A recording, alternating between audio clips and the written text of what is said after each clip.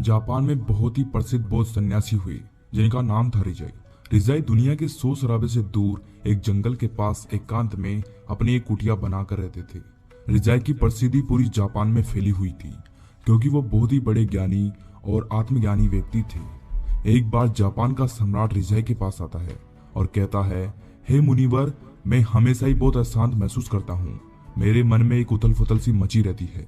हालांकि मेरे पिताजी के पास बहुत सारा धन है और वो सुख सुविधाएं हैं जिनके लोग सपने देखते हैं, फिर आखिर क्यों मेरे अंदर इतनी अशांति और व्याकुलता है? रिजाई ने कहा, इसका जवाब आप खुद जानते हो, बस आपने कभी खोजा नहीं। आप एक प्रयोग करेंगे जिसके बाद आपके जीवन में कभी भी किसी भी प्रकार की अशांति और व्याकुलता नहीं बचेगी। ये सुनकर सम्राट उत्साहित हो गया और बोला, बताइए मुनिवर, क्या करना पड़ेगा मुझे? रिजाई ने कहा, आपको अगले 10 दिनों तक इसी आश्रम में एक साधारण व्यक्ति का जीवन जीना होगा और इन 10 दिनों में आप जितना हो सके उतना कम बोलोगे और हमेशा ही अकेले में और एकांत में बैठे रहोगे। सम्राट रिजाई की बात से सहमत हो गया। पहले दिन सम्राट का मन पहले की तुलना में ज्यादा अशांत और उथल पुथल से भरा रहा। उसके मन में सैकड़ों प्रश्न उठ रहे थे और साथ ही साथ आश्रम के एक असाधारण से जीवन में वो असहज महसूस कर रहा था। लेकिन रिजाई के कहे अनुसार उसने पूरे दिन एक भी शब्द अपने मुंह से नहीं निकाला और चुपचाप एकांत में बैठा रहा। रात होते होते उसे एक अजीब सी खुशी का अनुभव होने लगा। उसके अंदर की बेचैनी कम होती जा रही थी। अगले दिन सम्राट एकांत में चुपचाप बैठा हुआ पौधों, फूलों, पत्तों और आकाश में उड़ने वाले पक्षियों को निहार रहा था। आज जिंदगी में पहली बार उसने ये महसूस किया कि उसके पास की प्रकृति कितनी खूबसूरत है। वो पूरी तल्लीनता के साथ दिन भर प्रकृति को देखता और महसूस करता रहा। इसी तरीके से 3-4 दिन बीत गए। अब तक सम्राट के मन की सारी भागा दौड़ी, सारी उथल फुथल शांत हो चुकी थी। 5वें दिन की सुबह सम्राट एकांत में जाकर बैठा तो कुछ देर बाद उसकी अपने आप ही आंखें बंद हो गई और वो ध्यान में चला गया। वो पूरे दिन आंख बंद किए बैठा रहा और गहरे ध्यान में उतरता गया। कोई शब्द नहीं, कोई चिंता नहीं। सम्राट अंदर से अनंत शांति और आनंद से भर गया। अपने बाकी के बचे हुए दिन ध्यान से गुजारने के बाद सम्राट रिजाई के सामने उपस्थित हुआ।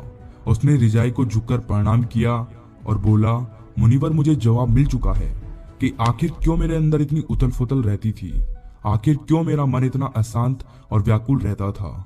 रिजाई ने कहा, बताओ मुझे, क्या जवाब मिला है तुम्हें? सम्राट ने कहा, मैं जरूरत से ज्यादा शब्दों का प्रयोग करता था, अपने लोगों के साथ दिन भर बेमतलब की बातें किया करता था और अकेले में उन्हीं बातों के बारे में सोचता रहता था। इसकी वजह से मेरा दिमाग बेचैन और शांत होने लग गया था और इसी के साथ मेरा शरीर भी।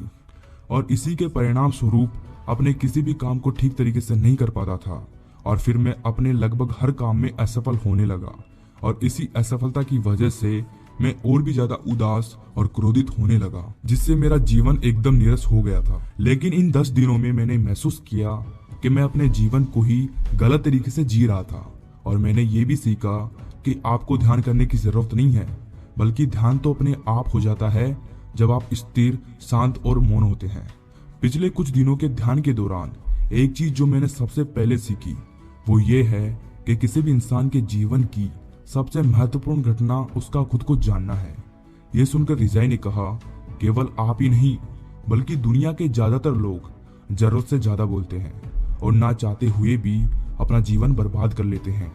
गौतम बुद्ध अक्सर अपने शिष्य से कहा करते थे कि दुनिया की सबसे तेज छुरी हमारी जुबान है, जो कि बिना किसी खून खराबे के लोगों को मार देती है।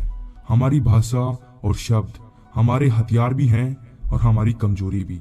अगर सही सोच के साथ सही समय पर सही शब्दों का उपयोग किया जाए तो ये इंसान को सफल बना देते हैं। लेकिन अगर शब्दों का यही खेल उल्टा हो जाए तो ये इंसान की जिंदगी को नरक भी बना देते हैं। एक बार गौतम बुद्ध से उनके एक शिष्य ने पूछा, गुरुदेव, आप ज्यादातर समय मौन क्यों रहते हो? गौतम बुद्ध ने कहा, क्योंकि मौन में मैं अपने अंदर की परमात्मा को सुन पाता हूँ। मौन खुद के अंदर उतरने की पहली सीढ़ी है। मौन हुए बिना खुद को जान पाना असंभव है। खुद को जानने और समझने की पहली शर्त यही है कि आप मौन हो जाओ। ज्यादा बोलना दिमाग को अव्यवस्थित कर देता है, जिससे हमारे मन पर हमारा नियंत्रण समाप्त हो जाता है। जो लोग ज्यादा बोलते हैं वो कभी भी केंद्रित नहीं हो सकते, और अगर आप केंद्रित नहीं हो सकते तो आप जीवन के सत्य को नहीं समझ पाओगे। इसके साथ रिजाई ने अपनी बात समाप्त की और सम्राट अपने महल को वापस चला गया। दोस्तों, आपने भी कई बार ध्यान दिया होगा कि जो लोग ज्यादा बोलते हैं वो अक्सर लोगों के बीच हंसी का पात्र बन जाते हैं, और जो लोग कम बोलते हैं वो अपने शब्दों पर अड़िग रहते हैं। लोग उनका सम्मान भी करते हैं और उनकी बातों का भरोसा भी। जो ज्यादा बोलते हैं वो अपने विचारों के भी पक्के नहीं होते, उनका दिमाग अस्थिर हो जाता है, और एक अस्थिर दिमाग वाला इंसान किसी भी काम में सफल नहीं हो सकता। अगर एक इंसान ये जान जाता है कि उसे कब और कहां किस बारे में बात करनी है, तो ऐसे इंसान का व्यक्तित्व बहुत ही आकर्षक बन जाता है और ये जो भी करता है उसमें सफल हो जाता है।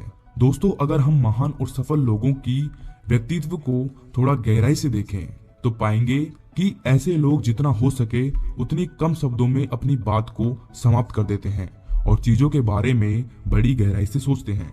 जो ज्यादा बोलते हैं वो अक्सर झूठ भी बोलते हैं और लोगों की बुराई भी करते हैं। इसी कारण इनके अपने लोग भी इन्हें पसंद नहीं करते और इनसे बचने की कोशिश करते हैं।